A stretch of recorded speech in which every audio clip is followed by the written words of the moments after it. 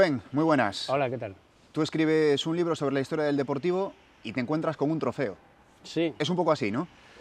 Sí, bueno, yo estaba, más que escribir un libro, estaba investigando los orígenes del Deportivo, ¿no? Que es algo que siempre me interesó.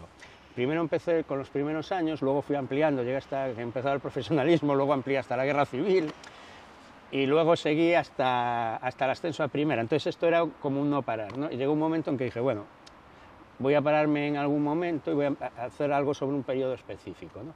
Y entonces, bueno, pensé que lo más interesante y lo más desconocido, y sobre todo lo peor contado hasta ahora en general de toda la historia del deporte, es lógicamente lo que queda más atrás, ¿no?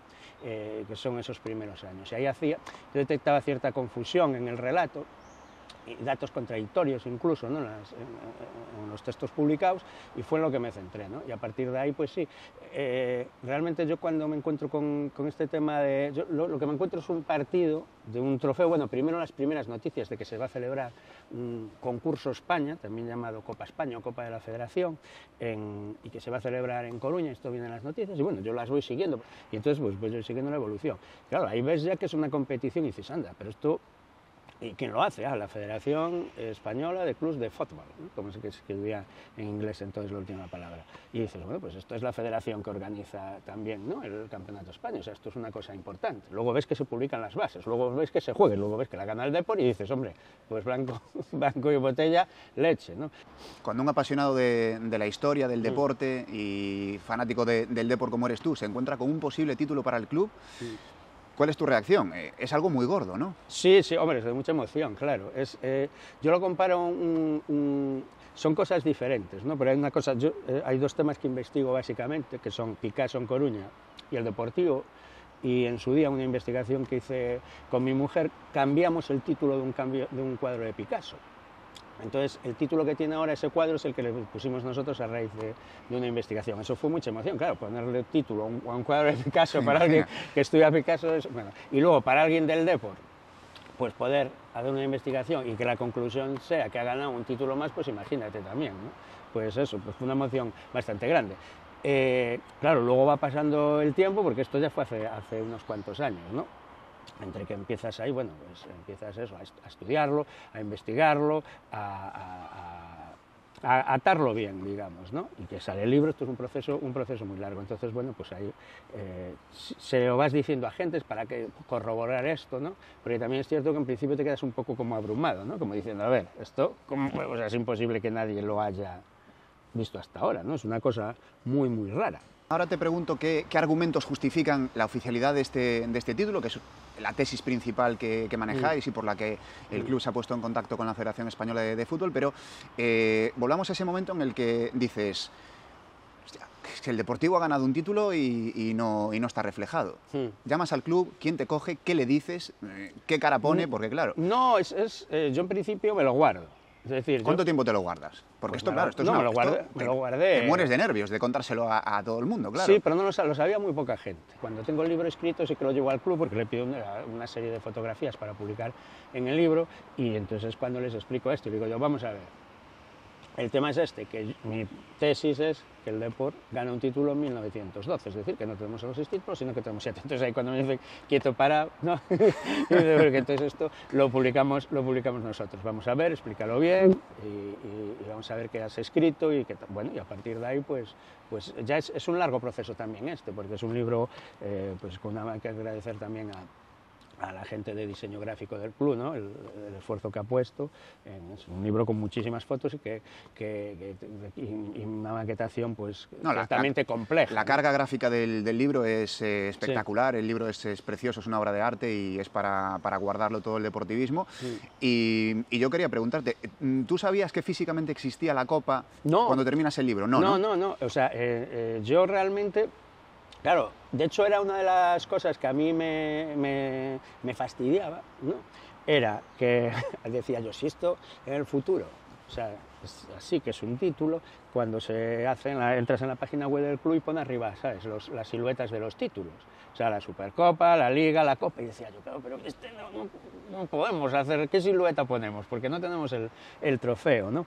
Y mientras que estamos en este proceso, pues es cuando un día me llama Gaby y me dice que ellos tienen un Excel y que Lois ha localizado en el Excel que hay una cosa que pone ahí Concurso España, algo de la federación, que a ver si va a ser ese. Entonces van a buscarlo y efectivamente encuentran esta copa. Entonces, claro, esto es una alegría doble. De hecho, ahí pone Concurso España 1912, Federación Española de Clubs de Fútbol. Exactamente, Federación Española de Clubs de Fútbol, que esto es importantísimo, porque la copa es una de las pruebas. Preguntabas antes los argumentos, ¿no? Copa a favor. Uno de ellos es la copa. La copa la acabas de leer tú, o sea que esto... Sí. ¿No? Ahí pone quién lo organiza, ¿no? Y la gana un club que está acreditadísimo, todas las crónicas que se conservan, así lo acredita, y la propia copa que tiene el club es lo que mejor acredita quién la ganó, pues no sé, creo que poca discusión cabe en este asunto. Partido 4-3, partido 4-3, remontando además, sí, aquí hay... en el campo de, bueno, en un campo que ya no existe, evidentemente, pero sí, que está muy cerquita de aquí donde estamos, del estadio. Exacto, sí, es el Parque Riazor, que es el primer campo propio, digamos, del Depor, porque primero empieza a jugar en el Corralón de la Guiteira, ¿no?, que era un campo que estaba entre lo que hoy es Ramón y Cajal y el Parque Europa, ahí era el Corralón de la Guiteira, y luego se traslada en un campo que compra Calvet, el fundador del Depor, y luego se lo alquila al Deportivo, que era el Parque Riazor, que estaba situado donde hoy está el Colegio Las Esclavas y la Iglesia de las Esclavas. Ahí es que es el precedente, digamos, el campo anterior a este en el que estamos ahora, que es el Estadio de Riazor, ¿no? Ahí se juega ese partido, efectivamente es una remontada. Aquí las crónicas difieren, hay unas que dicen que empezó 0-2 la cosa para el Vigo, otros que 0-3. Yo me quedo más con lo de 0-2, si llega a ser 0-3 es la mayor remontada también de la historia del Depor, con la que vivimos aquí el día del PSG. Del PSG. Exacto, ¿no? Entonces fue igual, 0-3, 4-3. Eso es lo primero que pensé cuando vi las primeras crónicas, y digo, hombre, una remontada a lo PSG, ¿no? Pero bueno, me quedo más con que fue un 4-2, bueno, la evolución del marcador, y al final marca el gol, que es una cosa que me hace especial ilusión, Virgilio Rodríguez Rincón, el gol de triunfo. Virgilio Rodríguez Rincón es el personaje más importante, junto con el fundador, junto con Calvet, de la historia del Depor de los Albores. 4-3 gana el Depor en un partido que, como el de la final de la Copa del Bernabéu, se tiene que suspender, en este caso por falta de luz. Por falta de luz, sí, esto era bastante común en la época. Había unas suspensiones graciosísimas en el libro. Hay una, la que más me gusta es una porque se pinchan todas las pelotas, entonces no se puede continuar el partido y se para, ¿no? Luego, en años posteriores, aquí no está recogida, hay algunas también que pasaba muchas veces que se perdían las pelotas porque se caían al agua, porque este campo, claro, estaba ahí al lado del tal. Bueno, pues en este caso lo que pasó es que se fue la luz, se hizo de noche y pararon. También hay otras crónicas que dicen que realmente esto fue un poco un truquito, que se podría haber seguido jugando esos 5 o 6 minutos que quedaban, pero dijeron, bueno, vamos a aprovechar que el Vigo anda por aquí, jugamos otro partido mañana, porque a este no había ido demasiada gente, había sido una entrada... y de hecho al día siguiente va mucha más gente, y dice, hacemos un amistoso al día siguiente, aprovechando, jugamos los 5 minutitos de este partido y jugamos otro amistoso después y recaudamos otra vez, porque aquí no hay que olvidar que la principal fuente de ingreso entonces de los clubes era esa, estamos hablando de fútbol amateur, la taquilla, ¿no? Y entonces era pues en una ocasión pues muy buena, y tampoco se prodigaban demasiado los equipos de fuera viniendo aquí. Se juega... era una ocasión excepcional, entonces al día siguiente se juega un amistoso y ese amistoso... o sea, se juegan los 5 minutos, no se mueve el marcador, se queda 4-3 y luego se juega un amistoso que gana el Vigo, pero esto ya no tiene nada que ver, o sea, es un partido amistoso y así lo acuerda, por cierto, esta prolongación y que esto se dispute al día siguiente estos 5 minutos y que se pare el partido, es un acuerdo entre los dos equipos avalado por el delegado federativo, que era nada menos que el presidente del Vigo. O sea, no es dudoso de a quién representaba. Bueno, en este caso representaba a la Federación, pero evidentemente también al Vigo, que es el equipo derrotado. Exacto. Por ir finalizando, Rubén, me encanta, antes hablábamos de la Copa, de cómo es evidentemente una de las muestras fehacientes de que el torneo se quedó en Coruña.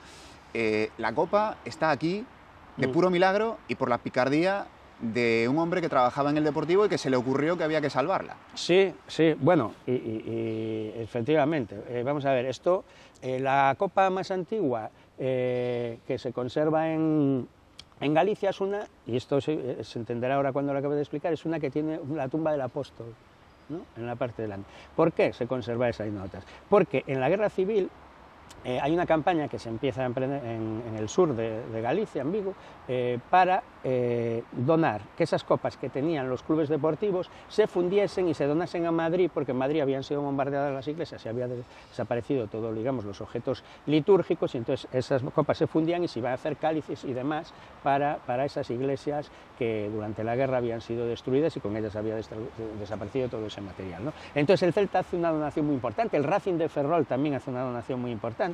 ¿Por qué se conserva esta copa compostela? Porque tenía, claro, no vas a fundir una copa que tiene la tumba del apóstol, ¿no? Claro. Entonces yo creo que está el Celta, por eso no la dio, ¿no? Pero bueno, el Celta da muchas, el Racing de Ferrol y más clubes, y el Depor no, porque el Depor tenía a Ramón de Llano, que fue luego nombrado, era secretario del Depor, luego fue nombrado secretario perpetuo, pues imagínate la labor ingente que hizo, y este hombre le viene un cura, el cura Toubes, muy importante en Coruña de aquella época, en plena guerra, y le dice que haga lo mismo que los del Celta y que los del Racing, y él dice que no, dice que yo te organizo amistosos, los que quieras. Hay que tener en cuenta que aquí, durante la guerra, como duró muy pocos días, en Coruña, pues luego hubo fútbol. Bien, total, el Depor de Llano le dice, no, yo te hago los partidos que quieras, pero yo las copas no te las doy. Y entonces lo que hace es, como no se fía, es meterlas, sacarlas del club y las mete debajo de la cama de sus hijos. En este caso uno de sus hijos era Bocelo, el ilustre periodista y autor de una magnífica historia del Deportivo, y ahí se quedan durante toda la guerra. Y luego cuando acaba la guerra, pues la restituyen las vitrinas del club. Buenísimo, pues Rubén, que ha sido un verdadero placer descubrir de tu mano no solo ese 7º título, sino la investigación, el libro que dieron lugar a ese hallazgo y ese descubrimiento. Un verdadero placer, muchísimas gracias. Muchas gracias a vosotros.